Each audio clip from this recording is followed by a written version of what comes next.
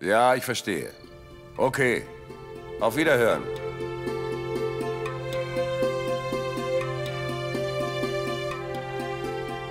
Guten Abend. Guten Abend. Guten Abend. Bitte. Hallo. Setzen Sie sich. Was kann ich denn für Sie tun? Guten Abend, Kailash. Hallo, ich grüße Sie. Guten Abend, Kamla. Guten Abend. Sangram Singh, was machen Sie so spät hier? Ich wollte mit Ihnen über etwas Wichtiges sprechen. Raghuveer, ich bin hier, um Sie um einen Gefallen zu bitten. Also, meine Amtszeit als Dorfvorsteher neigt sich dem Ende. Die Dorfvorsteher schlagen viele Namen für diesen Posten vor. Aber Raghuveer, ich würde gerne Sie für den Posten des Dorfvorstehers vorschlagen.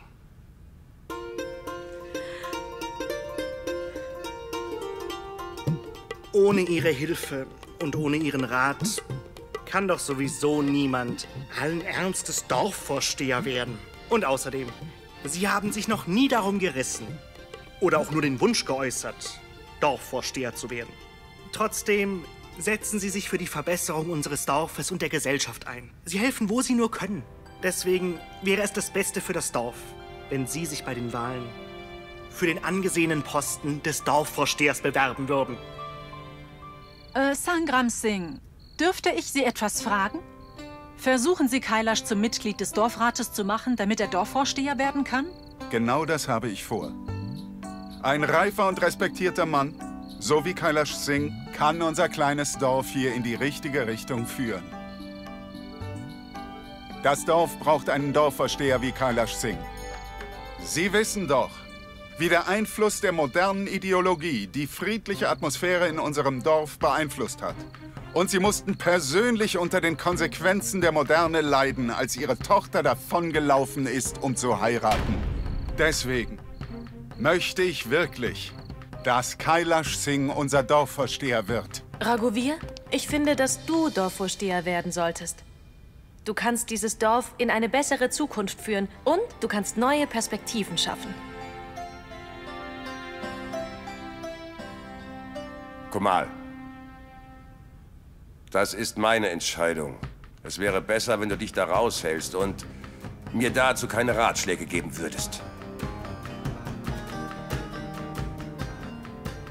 Ich glaube, es wäre besser, wenn du gar nichts mehr sagst.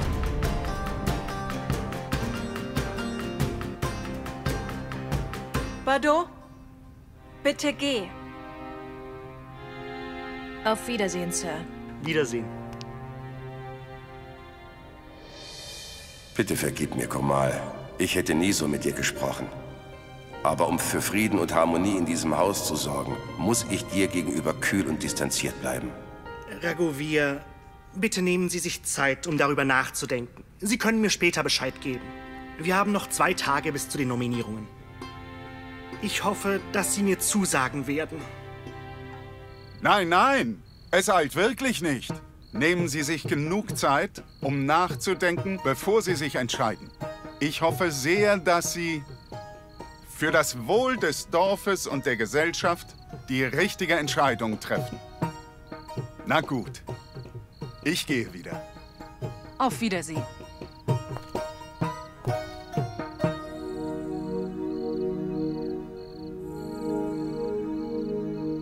Sieh mal, Choto.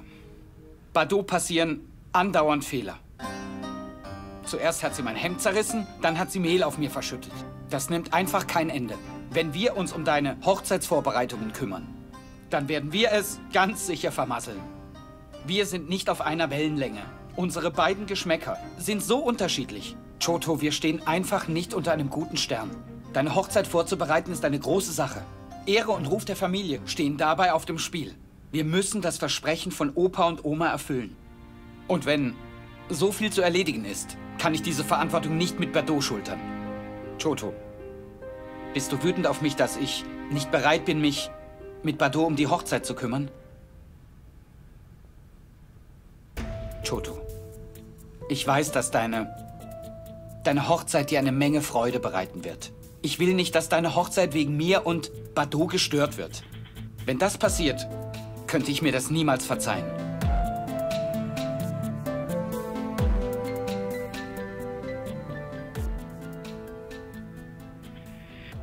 Sieh mal. Die Beziehung zwischen einem Mann und seiner Frau ist wie ein unlösbares Puzzle. Aber je reifer du an die Sache gehst, umso besser wird sie blühen und gedeihen. Und wenn du auch nur für einen Moment unvernünftig handelst, dann wird es nur schwieriger, die Beziehung zu führen. Wenn du willst, dass deine Beziehung blüht und gedeiht, dann musst du auch zu Bardot stehen. Ganz egal, was euch bevorsteht. Du musst immer an ihrer Seite sein. Und Bardot muss auch an deiner Seite stehen. Und die Reibereien, die ihr in eurer Beziehung erfahrt, sind nichts Unübliches. Das erlebt jedes Paar. Das einzige Problem ist, dass ihr euch so sehr unterscheidet. Doch auch da, wenn ihr beide euch Mühe gebt und versucht, miteinander auszukommen, dann bin ich sicher, dass ihr auch sehr lange zusammen bleibt. Choto, wenn wir beide so unterschiedlich sind, wie kann ich Bardot dann dabei unterstützen? Weil es deine Pflicht ist. Meine Pflicht? Ja. Denk nach. Wenn du nicht zugestimmt hättest, Bardot zu heiraten, dann hätte sie jemand anderes geheiratet. Und deswegen wurde Bardot auch mit dir verheiratet. Und das Eheleben war für Bardot genauso neu und überraschend, wie es für dich war. Aber auch da hat Bardot ihre Pflichten als Ehefrau erfüllt. Du weißt sehr wohl, dass niemand die Beweggründe hinter ihren Pflichten in Frage stellen darf. Als deine Ehefrau, als Schwiegertochter, als Schwägerin. Sie hat in jeder Rolle ihre Pflichten perfekt erfüllt. Und wenn nicht, dann sag mir doch bitte, wann du das Gefühl hattest, dass Bardot ihre Pflichten nicht so erfüllt hat, wie sie es sollte. Es ist 4:45. Sie kommt nicht. Sie wird kommen. Ich bin mir sicher.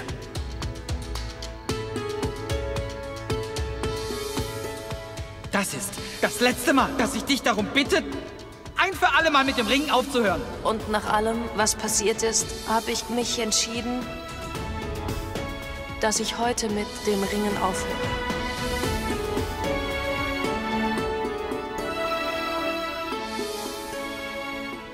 Wenn du diesen Schmuck akzeptierst, rufe ich sofort die Polizei und lasse dich verhaften, weil du eine Mitgift akzeptiert und angenommen hast.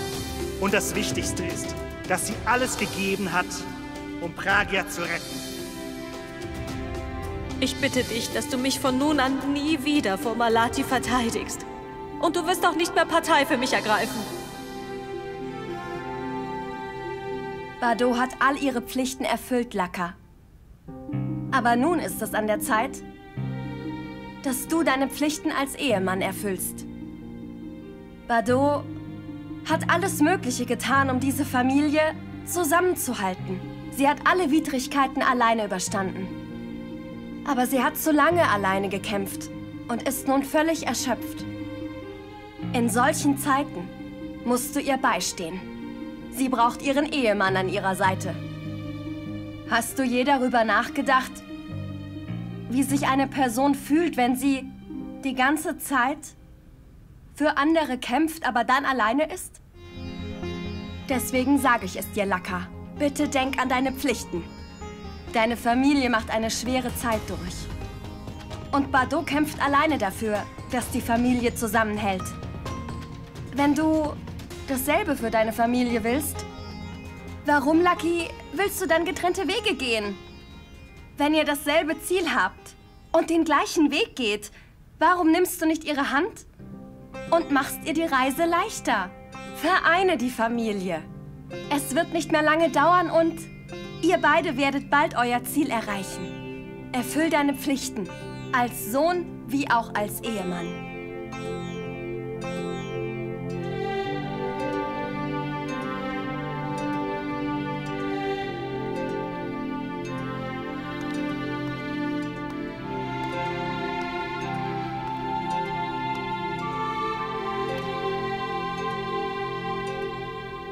Tut mir leid, Lucky.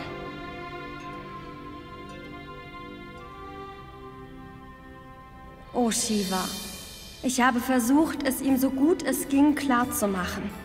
Ich hoffe, ich bin zu ihm durchgedrungen. Ich hoffe, er versteht seine Pflichten und tut etwas, um sie zu erfüllen. Und vielleicht versteht er Bardot dann eines Tages auch.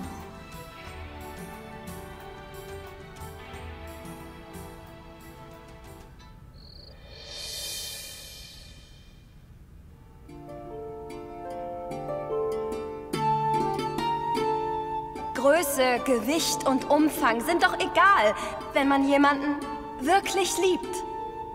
Keiner von euch beiden hat Anmut und Eleganz und Selbstvertrauen schon gar nicht. Aber bitte denk immer daran, Schönheit ist vergänglich und sie vergeht mit den Jahren. Aber Anmut und Eleganz werden immer ein Teil von dir sein.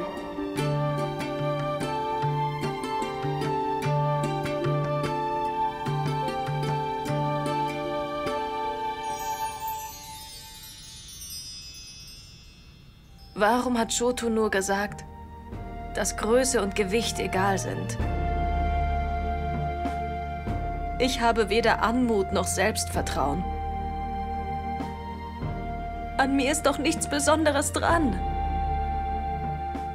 Deswegen schenkt mir Lucky keine Aufmerksamkeit.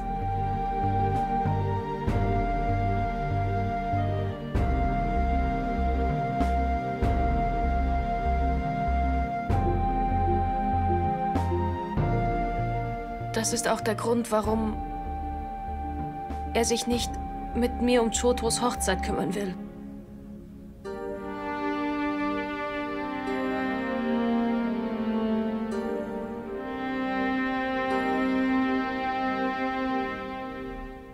Komal? Dein Tee.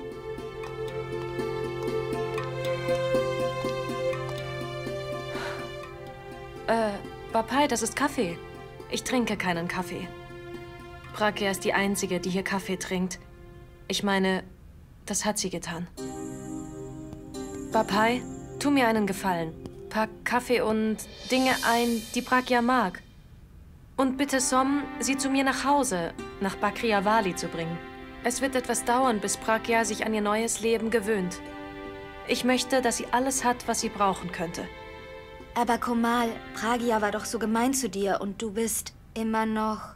Bapai, ich war diejenige, die Pragya verheiratet hat. Es ist meine Pflicht, dafür zu sorgen, dass Pragya ein glückliches Leben führt.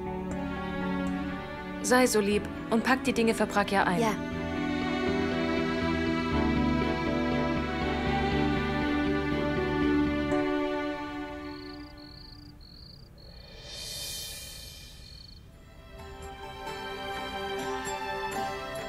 Malati, sieh dir das an.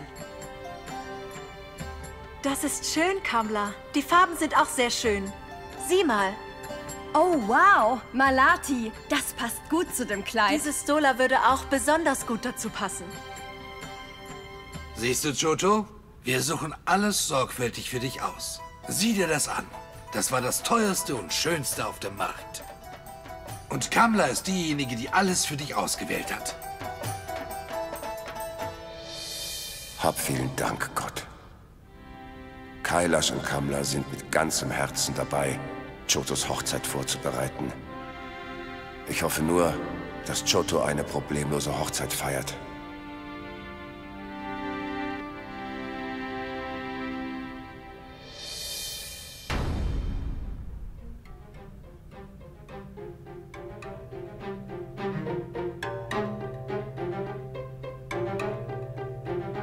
Malati, ich gehe jetzt etwas trinken. Ich bin sehr durstig, weißt du? Kamla, ich gehe dir ein Glas Wasser holen. Nein, ist schon okay.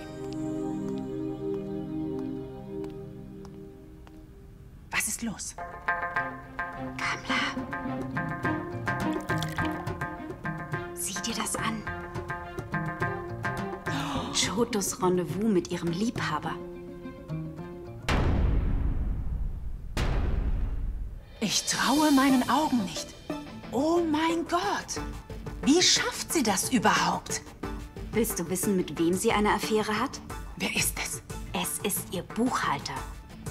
Hast du denn auch sein Gesicht gesehen, Pinky? Nein, Kamla, das habe ich nicht. Weißt du, in dem Moment, als ich das Foto machen wollte, ist Bardot leider reingeplatzt. Bardot ist der Fluch unseres Lebens. Sie stellt sich doch immer wieder in die Quere. Ich denke, dass sie das... Ach, das ist nicht wichtig. Was war denn da? Ja, vergiss das alles. Das nächste Mal, wenn sie sich umarmen, mache ich einfach schnell ein Foto. Du musst dir keine Sorgen machen. Ich erledige das schon. Ich will nur ein Foto von seinem Gesicht sehen. Das weiß ich. Ich werde ein Foto von seinem Gesicht machen. Du verstehst mich immer falsch. Alles klar, na gut. Jetzt geh mir schon einen Ingwertee machen. Kamla, Tee? Ich? Aber natürlich, wer denn sonst? Los.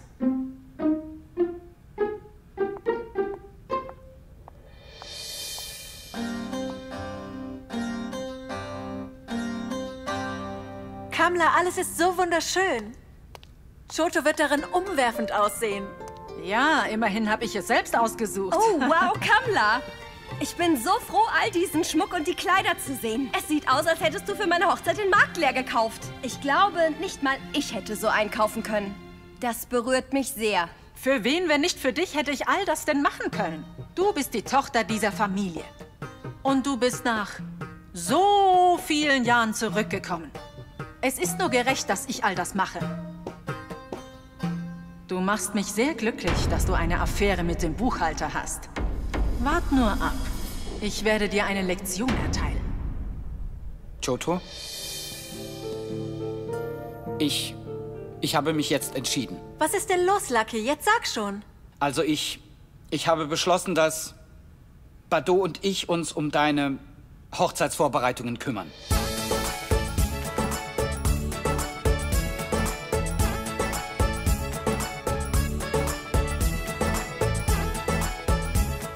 Ja? Du kannst einfach alles uns überlassen. Was?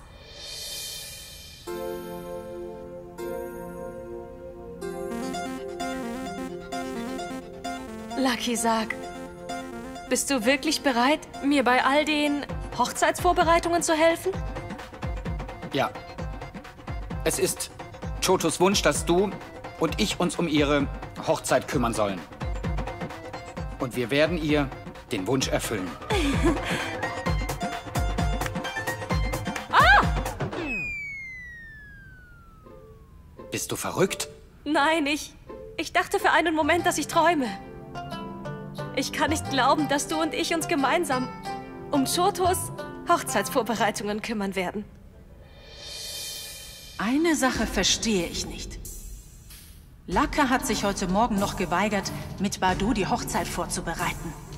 Aber auf einmal möchte er sich mit Bardot um die Verlobungs- und Hochzeitsvorbereitungen kümmern.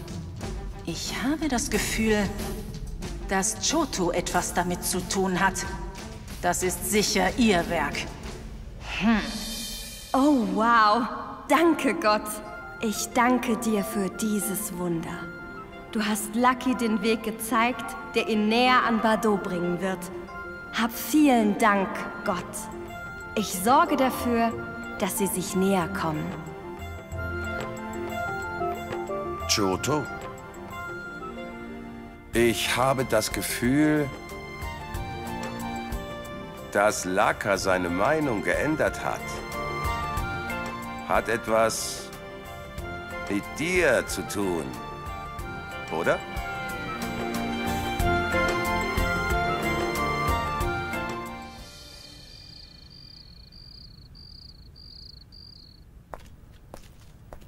Som? Ja, Lucky? Hast du das Paket von Bardot?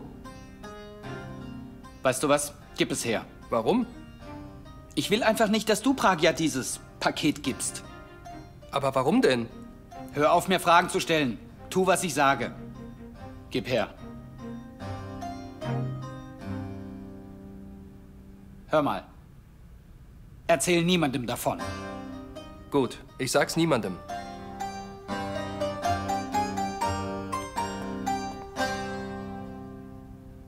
Ich verstehe die Leute in dieser Familie nicht. Sie tun so viel füreinander, Aber dann sagen Sie es einander nicht.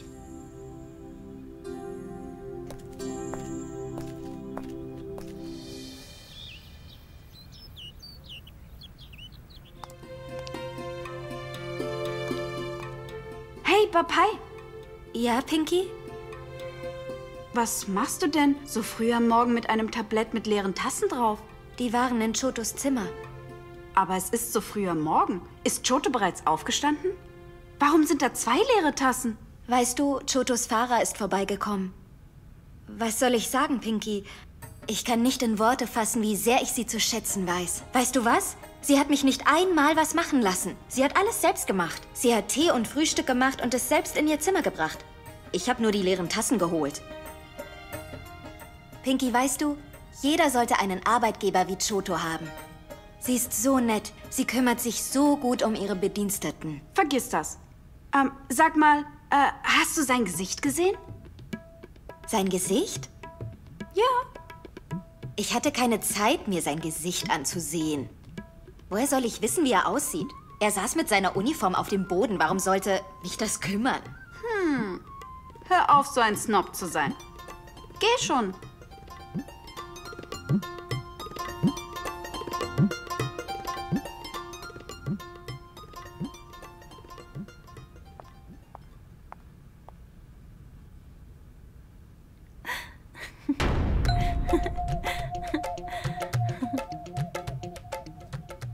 Choto hat eine Affäre mit dem Buchhalter und mit dem Fahrer. Das muss ich sofort Kamla erzählen.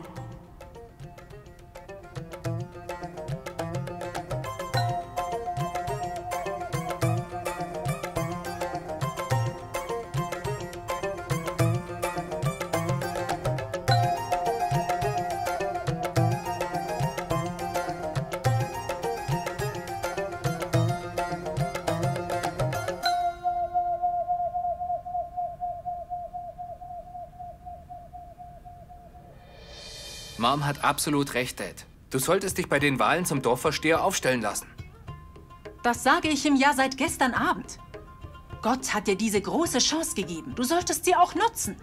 Das Dorf braucht einen ehrlichen Mann wie dich, anstatt solche verachtenswerten Leute, die im Namen der Moderne Schande über uns bringen. Oder, Rana? Ganz genau, Mom. Die beiden sind damit beschäftigt, Kailash eine Gehirnwäsche zu verpassen. Ich sollte sie so weitermachen lassen. Ich zeige Kamla das Foto später. Ich sollte in der Zwischenzeit ein Bad nehmen.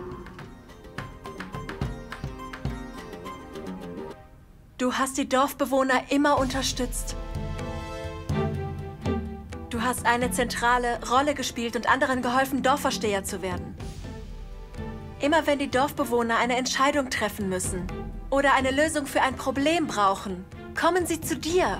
Sag ich doch. Er verhält sich wie ein Anführer, obwohl er keiner ist. Sieh mal. Er macht schon immer, was er will. Aber nun hast du die Chance zu beweisen, dass du der ältere Bruder bist. Jetzt bist du dran. Alle Pflichten und Verantwortung, die du erfüllt hast, hast du ohne Titel erfüllt. Warum erfüllst du sie denn nicht als Dorfvorsteher? Wenn du Dorfvorsteher wirst, wirst du jegliches Recht haben. Und damit bist du endlich mal am Zug und wirst eine eindeutige Rolle haben. Die Dorfbewohner brauchen einen Dorfvorsteher, der verlässlich und verantwortungsvoll ist. Und ich kenne niemand Besseren als dich. Wenn du Dorfvorsteher wirst, dann wird sich unser Dorf und die Gesellschaft weiterentwickeln. Wir müssen die Entwicklung und Moderne im Dorf haben wollen, unbedingt aufhalten. Du weißt sehr wohl, dass wir unsere Tochter wegen dieses modernen Denkens verloren haben. Aber was geschehen ist, ist geschehen. Aber jetzt hat sich das Dorf hier in diese Dunkelheit namens Moderne gestürzt. Und du bist der Einzige, der sie retten kann. Ich bitte dich, nimm mich ernst und lass dich unbedingt bei der Wahl zum Dorfvorsteher aufstellen. Choto, bisher hattest du immer Erfolg. Egal bei welcher deiner zahlreichen Bemühungen. Jetzt, wo du gerade versuchst, Laka und Bado näher zueinander zu führen, wird es auf gar keinen Fall plötzlich anders sein. Du wirst sehen, dass Gott dir auch bei dieser guten Tat helfen wird. Er wird dafür sorgen, dass Laka sich wirklich in Bardot verlieben wird. Wart's nur ab. Ich sollte gehen. Hm?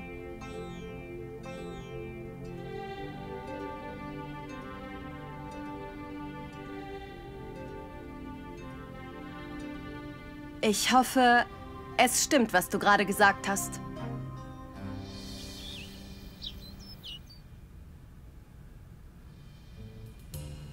Was geht denn hier vor sich? Hat Choto etwa den Verstand verloren? Damit hätte ich wirklich nicht gerechnet. Kamla, ich denke, dass sie nicht nur eine Affäre hat, sondern auch eine Frau mit lockerer Moral ist. Bist du nicht überrascht, dass sie mit 2 Männern zur gleichen Zeit flirtet? Pinky, wart einfach mal ab. Wenn Raghuvier und Kailash das herausfinden, dann wird es ein Mordstheater geben. Und das würde ich gerne sehen wollen. Dieses Spektakel lasse ich mir nicht entgehen. Sie denkt, dass sie so unglaublich schlau ist, aber nicht mit mir. Schon bald wird sie endlich entlarvt werden. Und alle werden merken, dass sie nur für Schwierigkeiten sorgt. Kamla, ich gehe wieder. Hm? Ja.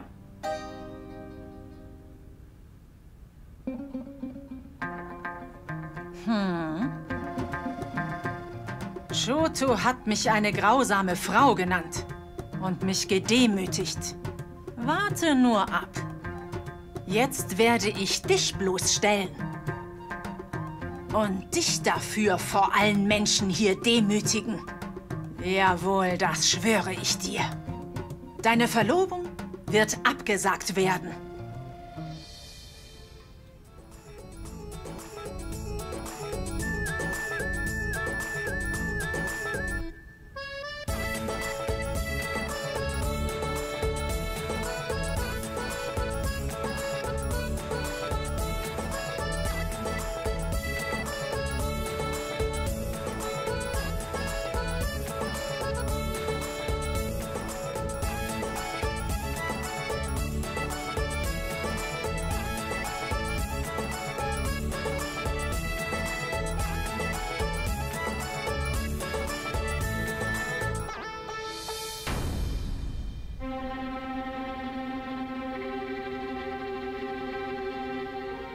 Gib her.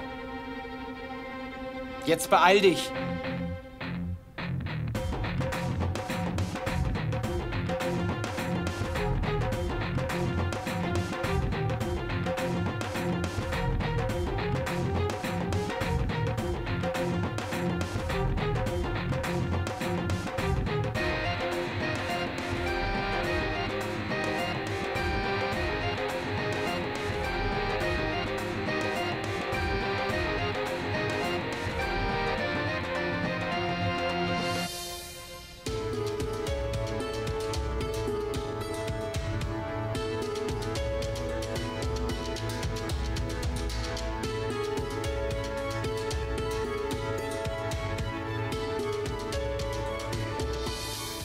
Oh mein Gott. Bardot ist unglaublich. Sie ist so stark. Sie trägt Lakas Gewicht. Und Laka merkt es nicht mal. Sie ist eine perfekte Ehefrau. Komme, was wolle. Sie wird immer für Laka da sein und ihn unterstützen. Bardot hat ein Herz aus Gold. Ich verpasse ihr ein Umstyling, damit sie hübsch aussieht, damit Laka sie endlich bemerkt. Fertig. Wie findest du's? Wunderschön, Lucky. Komm bitte schnell runter. Ja.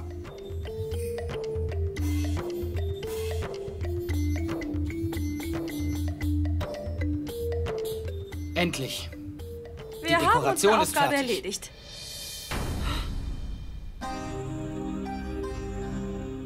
Oh mein Gott. Wäre ich da runtergefallen, hätte ich mich verletzt. Du wärst nicht gefallen, denn Bardot hätte dich nicht fallen lassen.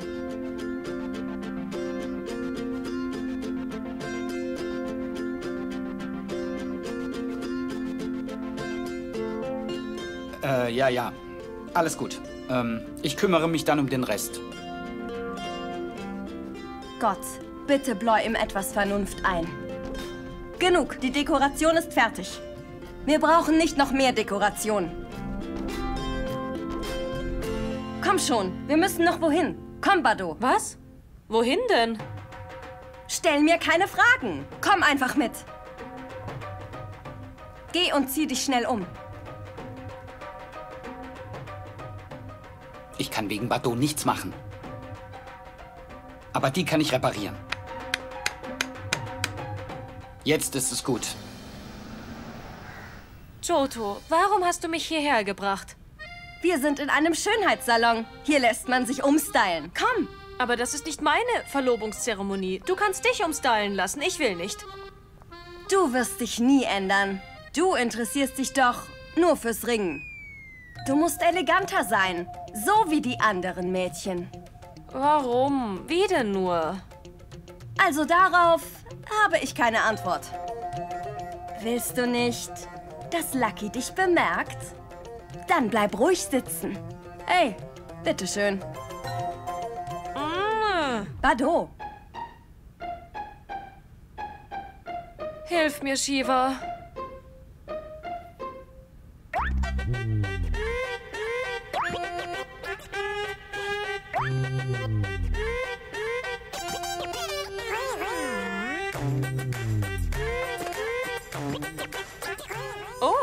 Oh, das ist aber kalt. Das muss kalt sein.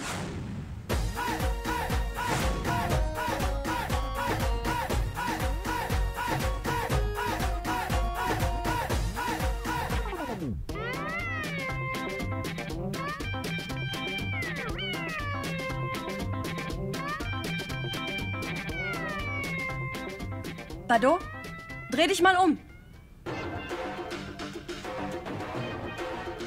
Nein, irgendetwas fehlt. Was mache ich jetzt? Ich will, dass Laka ihr Komplimente macht. Was mache ich jetzt? Lass mich nachdenken. Das ist die Idee. Wenn ich sie bitte, sich die Haare schneiden zu lassen, wird sie anders aussehen. Ich bin mir sicher, wenn sie sich die Haare schneiden lässt, wird Laka das bemerken. Dann muss er ihr Komplimente machen.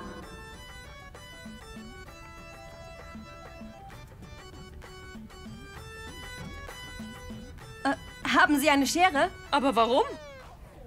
Nein, nein, bitte keine Schere, bitte nicht. Ich will mir auf keinen Fall die Haare schneiden lassen. Oh, Shiva, was passiert mit mir? Nicht bewegen.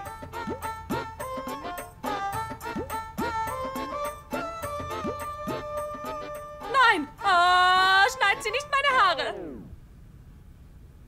Nein!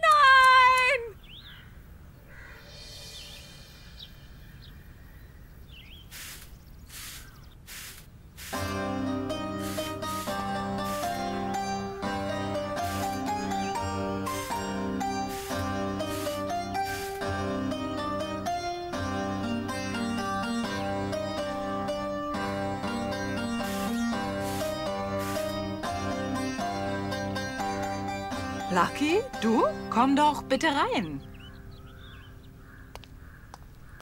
Lucky. Pragya? Was soll das? Du bist mit dem Handy beschäftigt und Jamuna fegt den Boden? Pragya, haben wir dich so erzogen? Wie kannst du tatenlos da sitzen, während Jamuna arbeitet? Nein, Lucky. So ist das nicht. Pragya hat darauf bestanden, die Arbeit zu erledigen. Aber ich habe es abgelehnt. Mach dir keine Gedanken. Wenn ich mich um die Hausarbeit kümmern kann, bleibe ich fit. Keine große Sache. Sie hat gestern viel getan, also muss sie sich heute ausruhen. Lucky, weißt du was? Gestern hat Pragya zum ersten Mal in unserer Küche für uns gekocht. Das Essen war großartig. Jeder, der es probiert hat, hat ihre Kochkünste gelobt.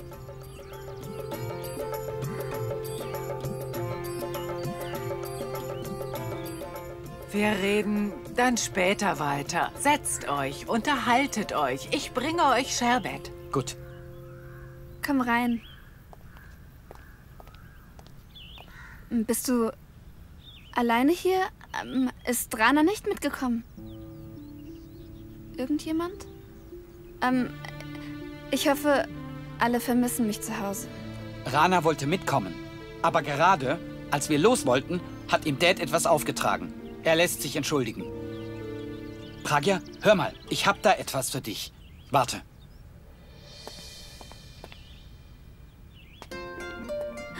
Mach's schon auf? Für mich?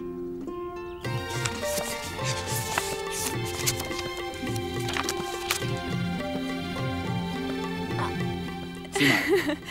Hier sind dein Lieblingskuscheltier, dein Kissen und Kaffee. Lucky, ich wusste, dass nur du die ganzen Dinge für mich bringen könntest. Niemand in unserer Familie macht sich Sorgen um mich. Pack Kaffee und Dinge ein, die Pragya mag. Und bitte Som, sie zu mir nach Hause, nach Bakriawali zu bringen. Aber Komal, Pragya war doch so gemein zu dir und du bist immer noch... Es ist meine Pflicht, dafür zu sorgen, dass Pragya ein glückliches Leben führt.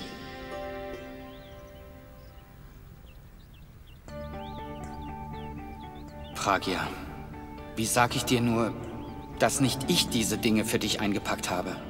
In Wirklichkeit schickt Bado sie dir. Pragya, denk mal darüber nach. Bado ist so viel passiert. Und trotzdem ist sie eine pflichtbewusste Schwiegertochter. Und das aus ganzem Herzen.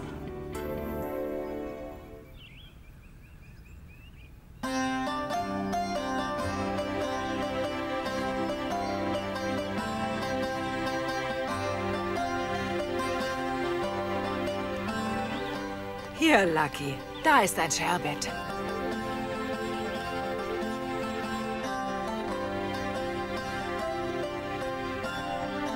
Und, Lucky? Vielen Dank. War es nicht kalt? Vielen Dank. Ja. Also, mach's gut, Pragya. Jamuna, ich verabschiede mich. Ich habe noch einige Sachen zu erledigen. Gut. Besuch uns mal wieder, Lucky.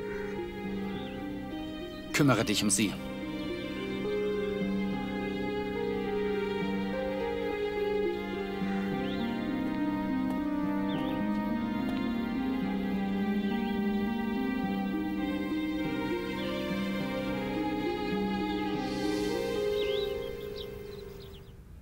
Oh, warum hat Choto das getan?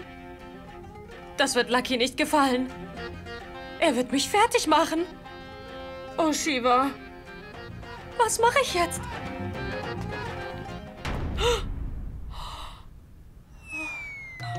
Bado? Warum in aller Welt rennst du denn so im Zimmer hin und her? Sieh mich an. Was ist, Lucky? Brauchst du etwas? Bitte sprich weiter. Sag schon, ich werde mich um alles kümmern. Sieh mich an. Sag es schon. Was versteckst du?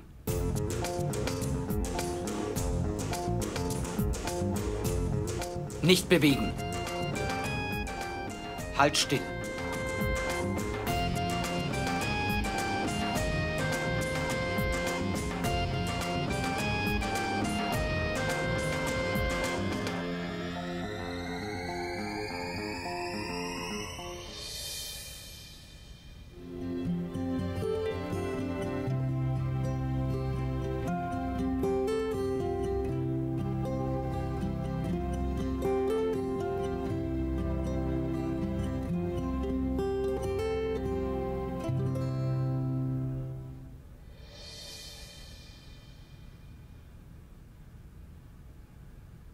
Was hast du nur getan?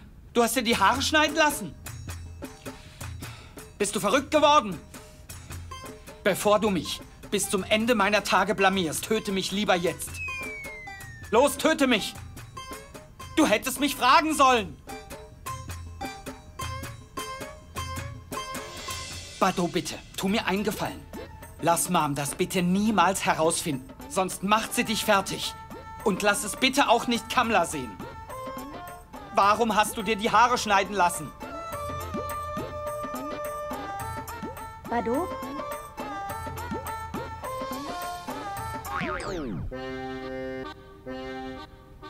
Bado? Kamla und Malati brauchen dich jetzt gleich in der Küche. Beeil dich, sie brauchen dich sofort. Es scheint wohl wichtig zu sein. Ja, geh schon. Bardot kommt gleich nach.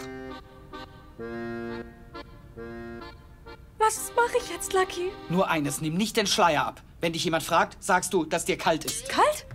Wie kann einem bei dem Wetter kalt sein? Denk dir irgendetwas aus, aber lass Mom niemals von deiner Frisur erfahren. Kamla wird dich fertig machen. Ich will vor der Verlobungszeremonie keinen weiteren Ärger haben. Geh schon. Jetzt geh schon. Ich kann ihr nicht trauen. Ich gehe mit. Ihr wolltet mich sprechen?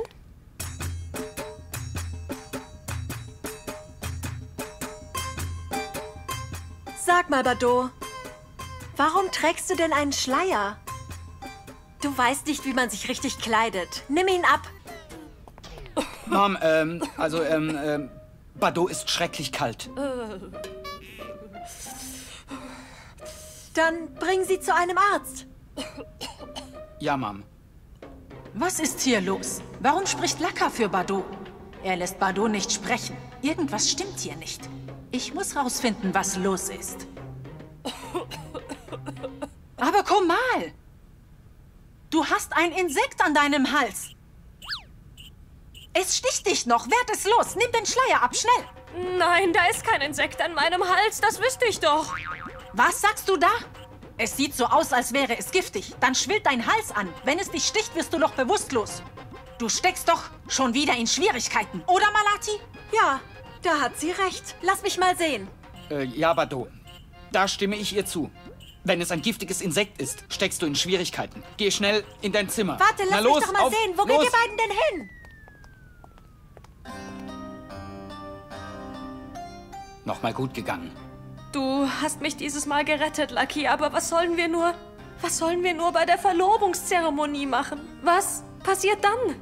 Ich weiß es doch auch nicht. Mach irgendwas, aber nimm bloß den Schleier niemals ab. Niemand darf von deinem Haarschnitt erfahren. Okay, Lucky, aber ich habe gerade große Angst. Ich will keine Szene machen. Da kann dir jetzt nur noch Gott helfen. Bete schon mal zu Shiva. Wenn jemand vor der Zeremonie von deiner Frisur erfährt, dann werden sie alle wütend.